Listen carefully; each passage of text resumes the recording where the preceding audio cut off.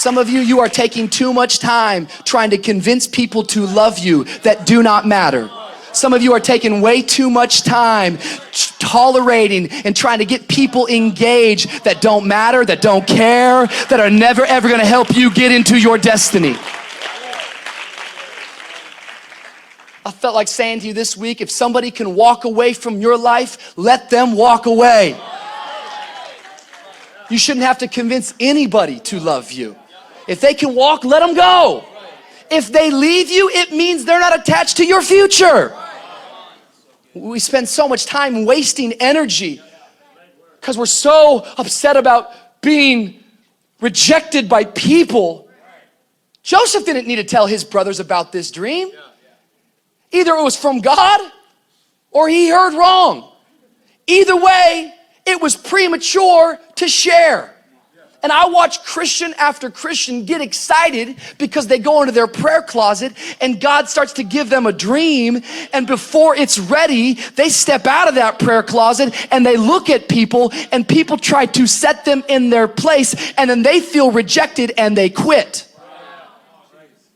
You got to see this today, because the truth of the matter is that how many of you know that like they wouldn't have cared if there wasn't favor on Joseph's life?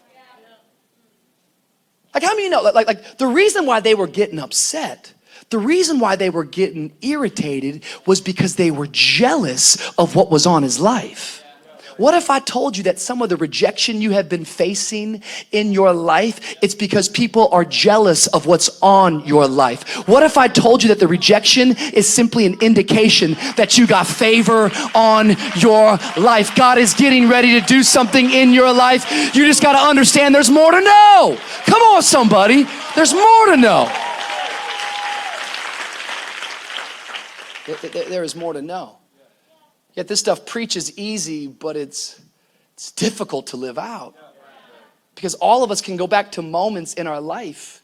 Some of you can go right back to your childhood. You're a 40-year-old man, but you still have a moment in your childhood where somebody said something, somebody did something, an event, a circumstance took place, and you dealt with rejection, and it has marked you. I remember when I was young, maybe like 12 or 13, I had this encounter with a family member of mine where I was excited, and I was saying, one day I want to be a preacher. And I'll never forget my family member, like, they didn't celebrate it. Instead, they kind of were condescending, and they were being sarcastic, and they probably didn't mean anything by it, but they just said, man, you can't preach. Come on, if you can preach right now.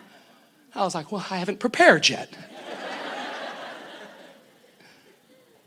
See, you got to make sure that when rejection hits you, you don't let it get in you. Because there's no escaping rejection. There's no escaping hearing the word no. If you're gonna actually live your life to do something bigger than yourself, you should get used to hearing no, but you shouldn't let no stop you. It can hit you, but don't let it get in you. I remember an old parable that a preacher used to share. It's about two brothers who grew up in a home, and their dad was an alcoholic and he was abusive.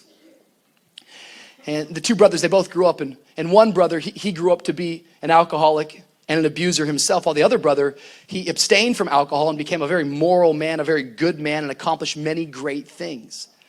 They were both asked the same question: how did you end up the way that you are?